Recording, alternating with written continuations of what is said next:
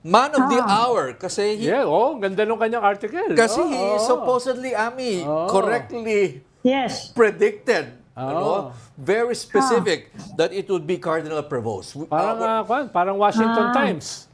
Oo nga eh. Saka New York Times, lumabas din nun eh. Yung ganun eh. So, Anong description niya sa sarili niya? Vaticanologist. Oo. Tanongin natin ang ibig sabihin niya. Saan niya nakuha yun? If there's such a thing. Pero nabasa ko yun kanina. Okay, let's bring in Lito Zulueta, a journalism professor at the Pontifical University of Santo Tomas, formerly an editor of the Philippine Daily Inquirer. Lito, long time no see. Hi, Lito. Hi, Lito.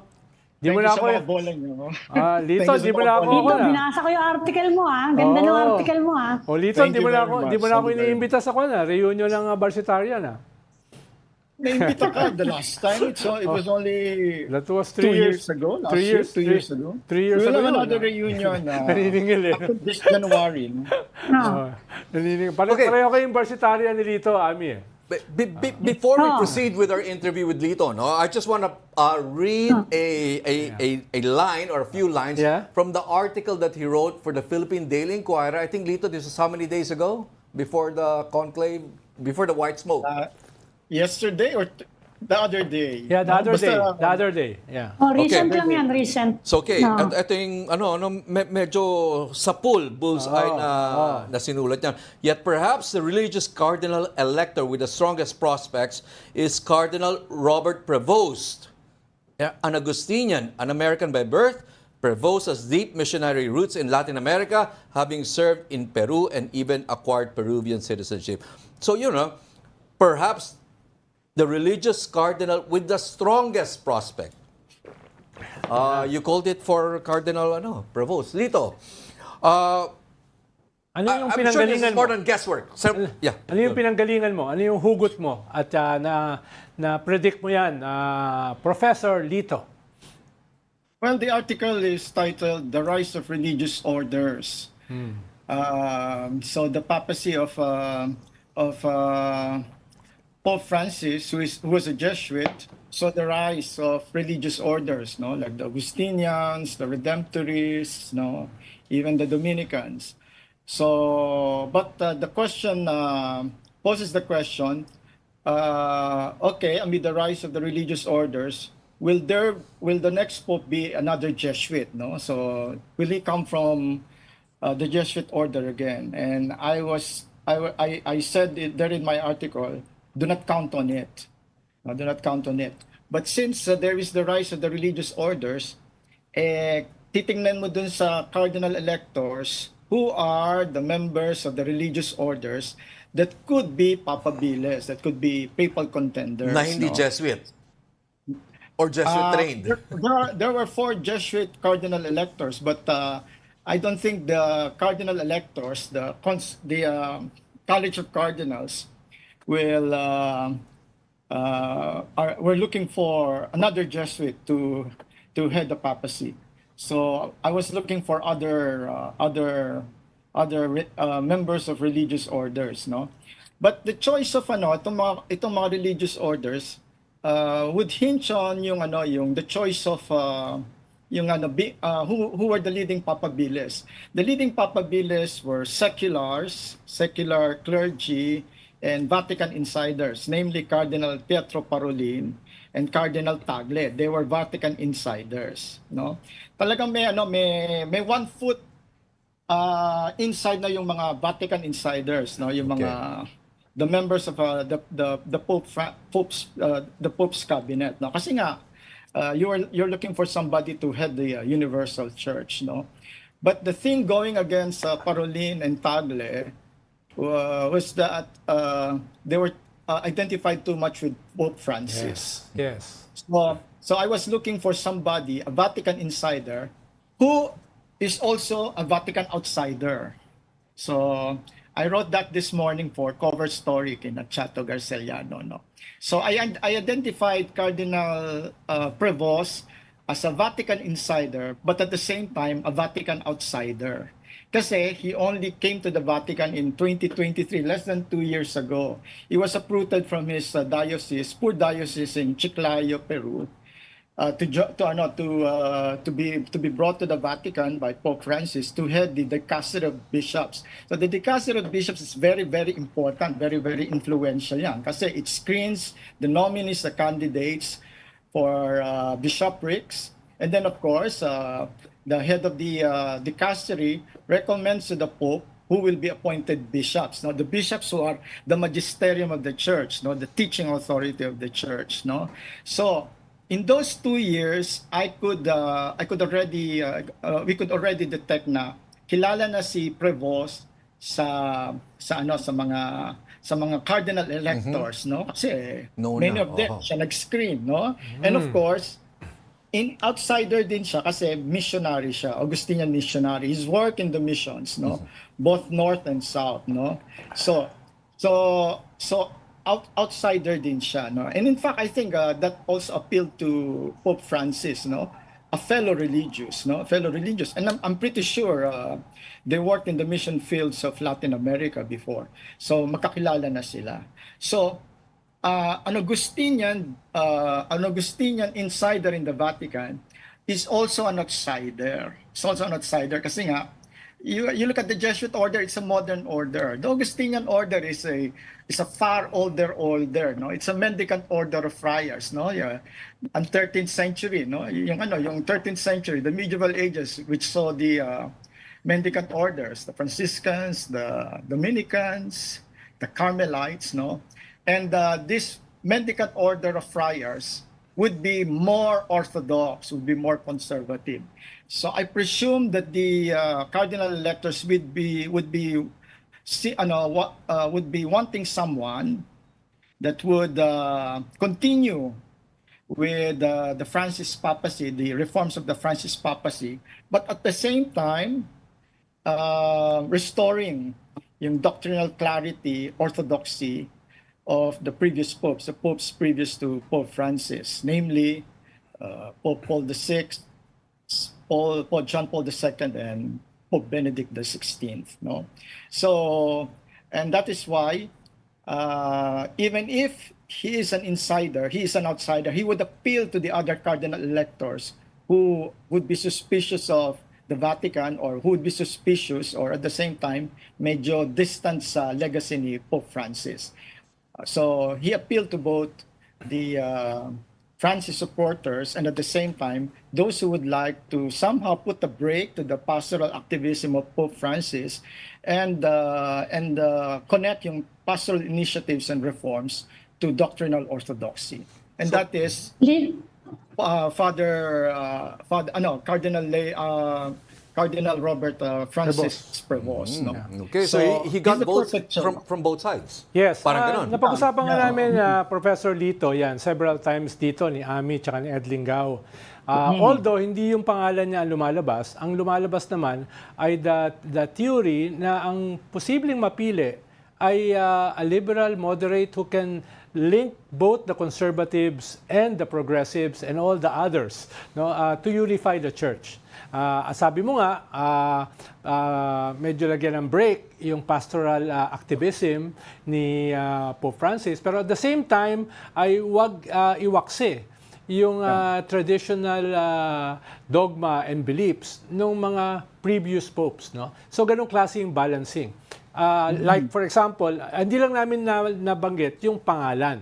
Mas si Parolin kasi yung frontliner na kumakatawan sa ganung klaseng ethos. Parang linking both, yung acceptable sa pareho. At siyempre, si Chito Tagle ay mas nandun sa progressive, mas nandun sa activism ni Pope Francis. Pero si Pope Leo, mismo sa pagpili niya ng kanyang pangalan, ay clearly umuugnay siya sa rerum novarum na very alive sa Latin America like Peru.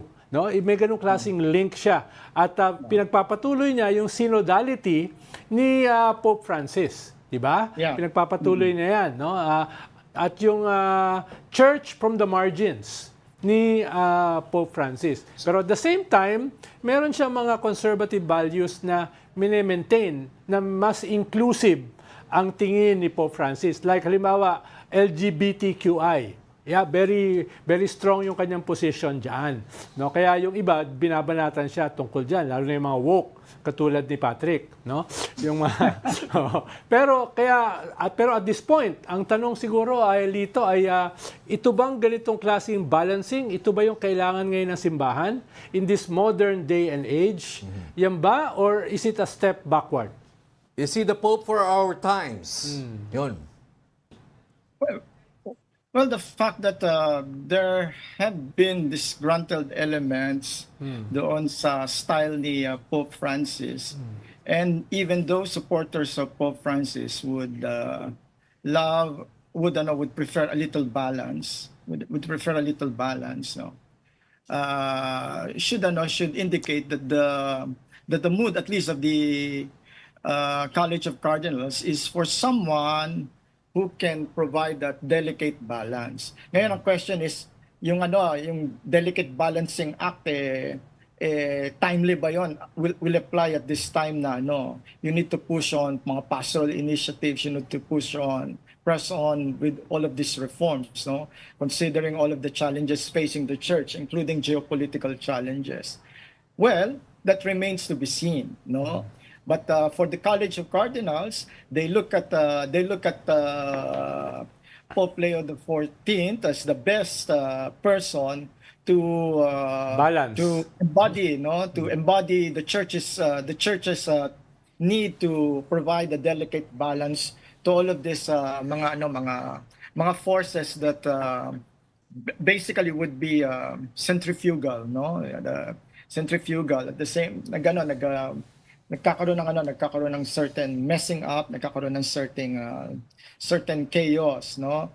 So I think you have to give credit din kay Pope Francis dahil with the doctrinal clarity provided by the previous papacies, he tried to push the envelope, no?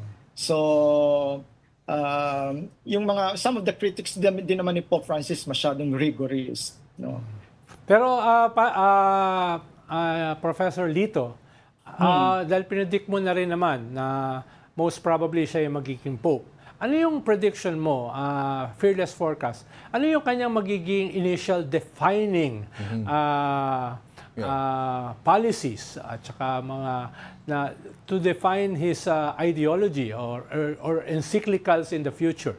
Dahil nga may mga antagonistic differences din ng simbahan. Halimbawa, meron kang mga cardinal na talagang ayaw isama sa simbahan yung mga LGBTQI. Meron kang mga cardinals talaga na ayaw ipakomunyon ang mga divorcee na babae. Lalaki pwede, pero yung babae hindi. So may mga ganun kang mga antagonistic contradictions. How will he define himself? Batay dito sa mga contradictions na ito na nagbubungguan na hindi na very antagonistic, no? Ibig sabihin very polarized. He will provide a more nuanced position on divorcees, na Catholic divorcees, no? There will be I think a continuation of the Franciscan initiative to reach out to Catholic divorcees. As for the LGBTQ, that will be a more contentious issue kasi you're confronted with the African bishops who insist that culture and morality should be considered in whether or not to apply yung provisions ng fiducia supplicans giving non-liturgical blessings to homosexual couples, no, to homosexual unions.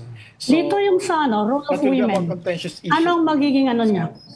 Anong magiging position kaya niyan sa role of women? Kasi medyo nag-open din si Pope Francis I think doon. it is for synodality, no? So Yes. synodality will continue and it will include women, no? Meron na mga women heads of Vatican dicasteries, Vatican Yes, ministries. dicastery. That will continue kasi he's an Augustinian. Merong women's branch ang Augustinian order, no? In fact, I think one of the biggest congregations of Augustinian women religious in the Philippines, no? Even in Cebu, we have mga contemplative Augustinian nuns, no? And in fact, yung spirituality center ng Augustinian sa Cebu It was passed by Father Prevost in, I think, 2010 or 2011. So I think synodality will continue. The reaching out to women, making them participate in the church government will continue. I don't know about definitely walang women priests, but I think there will be consideration about women deacons. Kasi Yes. he's an Augustinian, no? And the Augustinians run the Augustinianum, the Patristics Institute in Rome, no? Which is there, no, sa building ng mga Augustinian ngayon. Among the tenants would be the Philippine Embassy to the Vatican, and then of course top the Augustinianum. That's the curie of the Augustinians. Yun yung nire-rent out ng mga media, especially the television stations, so that they could take shots of the of important functions in the Piazza de San Pietro. So yung Augustinianum is a patristics institute, no? It studies the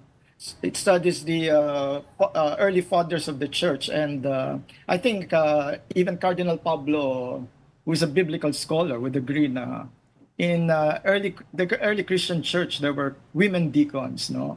And in fact, ini-study yun ng International Theological Commission the possibility of naming women as deacons, no? As permanent deacons, permanent deacons. So that's parang semi-priesthood na yun, semi-priesthood. Yes. Prof. Lito, how about the very controversial issue ng sexual abuses within the church na medyo transparent naman si Pope Francis at self-critical, pero ang criticism sa kanya, he didn't go far enough para ito ay itigil or litisin yung mga ng abuso ng mga pare at even bishops. I'll add to that lang dito, no? I understand he was a cardinal in Chicago, and there has been an episode in Chicago where there were a number of priests accused of sexual abuse, and there's an article that came out saying that he may have been slow in investigating this case. Medyo na bankrupt, almost ma-bankrupt yung diocese ng Chicago sa pagbayad sa mga biktima ng sexual abuse. So is that gonna hurt or damage him? Well, all of these issues will be raised now, no? But yung sexual abuse cases that he handled, not as a priest from Chicago, no? He's Chicago-born, but yung mga cases niya are connected with his being prior general of the Augustinians and then Bishop of Chiclayo in Peru, no? In the case of yung being prior general of prior provincial of the Augustinians, and then prior general of the Augustinians in Latin America. There was a case in which he allowed a friar, a conferer to stay in the religious house, and the religious house was near a Catholic school. No? So they were saying that he should the friar should have been banished, no, or removed from banished to a religious house far from a Catholic school. So pero wala namang nangyaring abuso do sa Catholic school, no. It's just that he allowed the priest to stay in the religious house, no. And then of course there was another case, pero it was already agreed upon by the canon lawyers from both sides, no, from the accused and the victim. And then of course he only had to sign the settlement as prior provincial or prior general, no? So some of these are ministerial, no. There is no direct evidence that he was negligent in removing from harm's way a friar or a confrerer that would be that was accused of sexual abuse, no. As for on the one hand, it's always a concern yung abuse ng sexual abuse, child abuse ng mga clergy, no? But you mentioned na Pope Francis, although he was although he tried to reach out to the victims and then tried to come up with policies that would really penalize, sanction all of these priests. He didn't go far enough. The point is that there would be the Episcopal Conference, no? There would be the scattered dioceses. No? Yung mga National Episcopal Conference, they're doing their own investigation. Of course, per diocese, they're confronting all of these cases. No? So you can only give certain, the Vatican can only give certain policies, certain guidelines. No? And we must remember that all of those guidelines, those policies happened during kay Ratzinger when he was a doctrinal watchdog. No, it was really Ratzinger, later Pope Benedict XVI, who really came up with all of these reforms and policies in order to check yung child abuse. And one of those policies would be for the Episcopal Conference to really investigate all of these cases. No, some of these cases, many of these cases, na-resolve na. Some of them remain undone. It's always like that, no? Sa mga especially sa mga states and governments, they do their own investigation, no? And then of course they try to have the cooperation of the clergy of the dioceses, no? But many of these cases patay na yung clergy, no? So in the Philippines, no, of course, we're still doing our investigation, no? So siguro yun, i-follow up niya sa Episcopal Conference natin sa CBCP. How was the investigation gone? Nung nagsalita nga ako sa CBCP General Assembly last January sa Santa Rosa, yun yung main theme, transparency in relation dito sa pinag-uusapan natin. Kaya ibig sabihin, very, very open sila at very forward-looking dito sa dahil gusto nilang tanggalin yung taint nito no? At very supportive dyan si Pope Francis. Lito, what do you think will be the first initiatives of this Pope? Well, the first initiative will be, of On course, he will be very, very conscious that to portray his papacy as a continuity of Pope Francis. No? On what area? Dito halimbawa sa geopolitics. Kasi recently, criticized niya si J.D. Vance. And she's an American, pero ngayon papa na siya. Siya na yung Pope. You think he will put on the brakes? J.D. Vance, he reposted this yes. tweet, no? Mahilig siya mag-post sa X, di ba? Babawasan ba yon? He will you must understand, no, yung how would I put it, no? There is during Pope Francis' time there was a certain tension between the papacy and the US bishops. Yes. No. So yung mga US bishops, do they generally support yung massive deportation under Trump? Do they support it? We have to be frank. I think they generally support it in the sense that talaga naman the size of illegal immigrants in the US let in by the border policy by Biden, open border policy, 7 million to 13 million. It has posed a public safety and national security concern. That's one, no? And at the same time, it has caused certain fiscal chaos, no? Kasi nga you need to support all of these illegal immigrants, no? Nevertheless, the church, yung mga bishops, they try to stem yung massive deportation by providing legal advice to the illegal immigrants, no, to challenge yung ISIS, no, when during deportation proceedings, no. So ngayong papa na siya, magagawa pa ba niya yan? He's now the Pope. Ngayong papa na siya. Magdadahan-dahan ba siya? I think he will have to work closely with the US bishops. No. I take note that the head of the US Bishops Conference the military chaplain, no, the head military chaplain of the U.S. Armed Forces, no.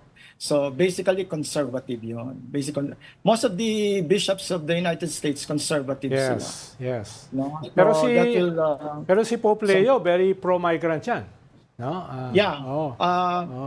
Mas yung burden of proof He will ay be, ano, he will provide a certain corrective to the excesses of Trump's immigration policy, and at the same time yung the bishop's distaste of the former Democrat policy na basically anti-church, anti-Catholic. Yes, but being a long-serving pastor in Latin America, dati may mga statement siya na ito namang migration, halimbawa sa border, is because of the relationship in the past ng US dito sa Latin America. Na sobra sila naghirap, kaya yung kanilang reverse invasion is a result of that. So may ganun siyang appreciation si Pope Leo, na meron tayong historical scene na ginawa sa Latin America na humirap sila mayaman dapat sila, at kaya sila pumupunta dito. Kaya very sensitive siya ron doon sa ganung klaseng historical injustice. Alam mo, Lito, nung napiling Pope to si Cardinal Prevost, nagsulputan yung mga picture niya when he visited here in the Philippines. Sa Cebu. Twice, kasi Dami Pope Leo XIV. Should we put any weight on this? I mean, is there, I guess, in the minds of Filipinos, what they'd like to know, will there be a special place for Filipinos in Pope Leo XIV? Yes, definitely. The Augustinians in the Philippines would be one of the biggest provinces of the Augustinian order. So, and most of the important activities, Asian activities of Augustinian missions, have been usually held in Cebu. No? Kasi in Cebu yung Curia, yung headquarters ng Philippine Augustinian Province. The province is known as the Philippine Province of Santo Niño de Jesus. No? Kaya Cebu is the cradle of Christianity in the Philippines. Right. No? Is San Carlos part of that? Sorry. Again? San Carlos University part of that? Is it Augustinian? San Carlos is SVD. Oh, okay. San Carlos is SVD. But of course, yung nagsimula yung San Carlos as a university of the Jesuits. But the Jesuits were expelled in the 18th century, and in the 19th century, the SVD pinagpatuloy na yung San Carlos, and then of course it became a university. Okay. So in any case, yung Augustinians sa Philippines have a very storied history, and it's quite one of the most accomplished provinces, kasi they were the first missionary order, and the first Augustinian missionary here was Andres de Urdaneta, who was a navigator, So Andres de Urdaneta, I think, first came to the Philippines during the Loaiza expedition. So when he came back here during the Legazpi expedition in 1565, he had already joined the Augustinians, So he was the first to he was the one to discover the tornaviaje, how to return to Mexico from Spain, how to cross the Pacific, and get back, So galleon trade.